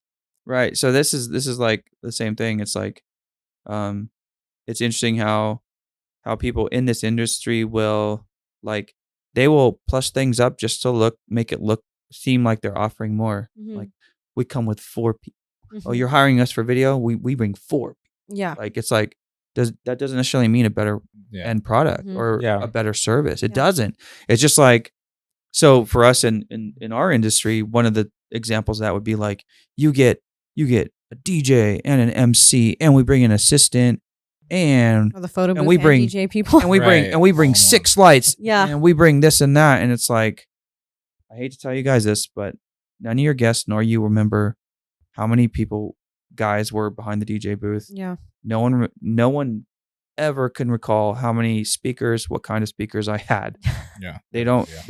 No one remember back, like, how many did I have? 1 DJ light, 2 DJ lights, no DJ lights. No one remembers these things. Yeah. They remember the experience. Yeah. And that's what is most important. Yeah. And it's like a lot of vendors, it's funny when I see them doing that. Like I don't sell packages. I'm very, like, it's just very straightforward. It's like, it's just an hourly rate. Like, no, I don't. And I don't offer extras. No, I don't offer a photo booth. I don't offer lighting, like up lighting and cold sparks. And I don't offer dancing on a cloud. And there's DJs out there, and that's great. But it's like, I don't want to have to think about all that. Yeah. Like, I want to focus on you and the experience. So I used to offer some of that stuff, and I just got tired of being so worried about setting up these lights, around 20 lights around the room, and making sure that it's deep purple fantasy fuchsia, like, what is that? I don't know. Like, and then now I'm worried that the colors aren't right. Yeah. And I'm losing focus of what I really need to focus on, which is the music and the experience. And so all that extra stuff for me takes away, and I get it. Other DJs have teams and they bring people, and that's great. But it's like, just because you come with that stuff doesn't mean they're actually getting a better experience. They're getting more stuff. Yeah. They're getting more services and more people. Does not equate to a better experience. Yeah, absolutely. Yeah. May look better, but sometimes. 100%. Yeah. Anything else you guys want to add, or? Do you think of anything, my love? No. Just think about who you're hiring. Just think about that. Yeah. Just think about that real long and hard. I mean, yeah. I mean, I guess if anything, I would just second the whole. I mean, at the end of the day, you're looking at your experience, because I think it's very easy to look at it from a pragmatic level. And I think most of the times it's the groom doing this, especially when we're at a bridal show. We're talking to the bride and she's all excited and asking all these questions. And the groom just looks at me and goes, okay, so bro, what's the price? I'm like, fair enough. I get it. We've all got to watch our money. We've all got our budgets. That's budgets, real. That's life. And that's fair. Right. But at the end of the day, we are not the cheapest people out there. Yeah. You can get your wedding shot for less than you will with us, and that's the truth. Yeah, but then you pay for that experience. You pay for that experience. You're going to get what you pay for, and I don't say that to diss anybody. No, it's not. Because we were those people once too, right? Everybody has budgets. Like everybody has budgets. We know that. Like, yeah, if you can't afford it, you can't afford it. I understand. Like, we were those people. We budgeted crazy on our wedding. We spent but then on the flip side of that, I will always tell people I wish I'd spent more on our photography and videography. Yeah, so there you go. Right. No. That's the thing, and I think that's important too. Someone was asking me, like, what do you think is the most? I'm not a planner, by the way, and I don't claim to be, but like, what's the most important? What's the first thing somebody should do? That you think when they're planning a wedding? And my answer is, before I look at guests or venue or anything, I said I would write down what's most important to me first and put that in order. Absolutely. And I've never seen anybody really say this. It's just, I know from my 17 years of experience that, like, I get couples at all different stages. Sometimes they've hired you guys first and nothing else. Yeah. Because I'll ask them, I'll be like, where are you guys at with it? And they'll be like, well, so far all we have is our photographer and videographer because we knew exactly who we wanted and we didn't want to lose them. So we booked them. Sometimes it's the DJ. Sometimes it's a venue and a specific date. That's all they care about. We've had people literally come to us and they're like, the only thing we don't have is a photographer. I'm like, and you're what, 6 months out from you? Right. What? But everybody, but that's the thing is that's my thing. And then I told him, I said, then base your budget on that. I said, check it out.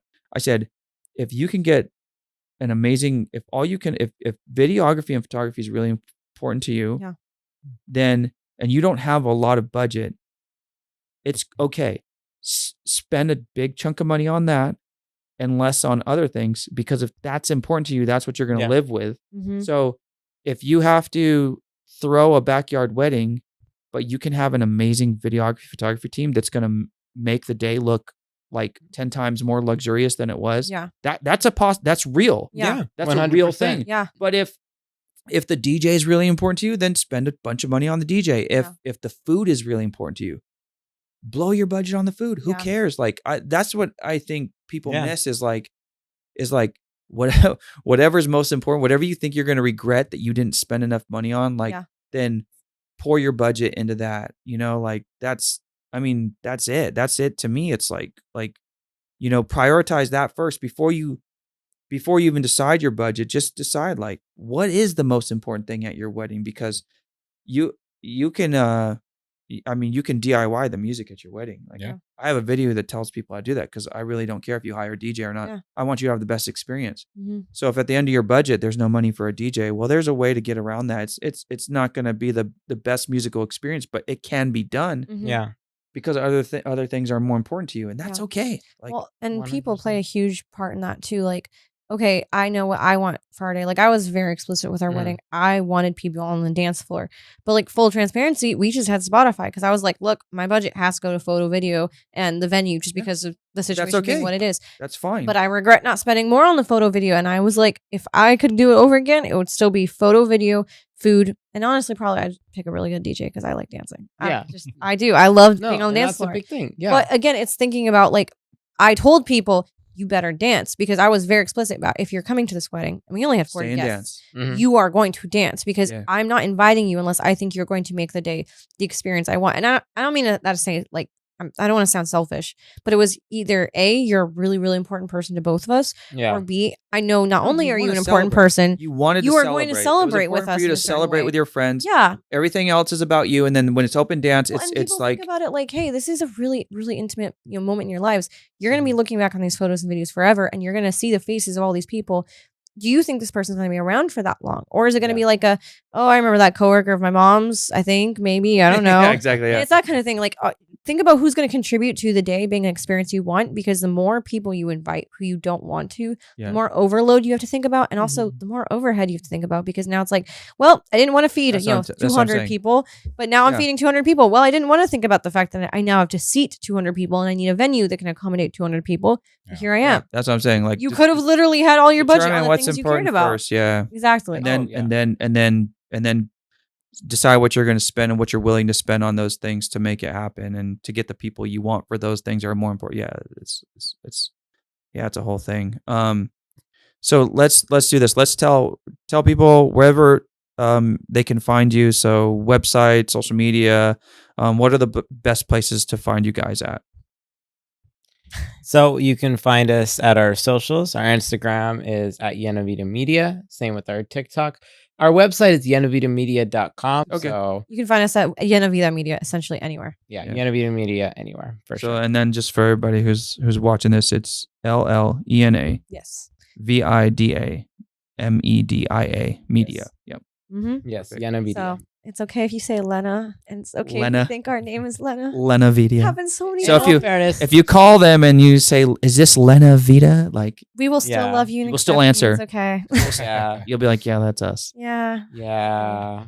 And then you just get to know us and you know we're really cool. And it doesn't matter that you call us the wrong thing. Yeah. And look, if I married a white guy who can say it right, so can you. Ah, there we go. Jeez. Well, thank you guys for coming out and being out here on the show.